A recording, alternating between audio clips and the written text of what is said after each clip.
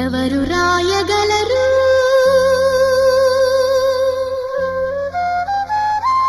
అమ్మాను మాట కన్న కమ్మని కావ్యం ఎవరు పాడగలరు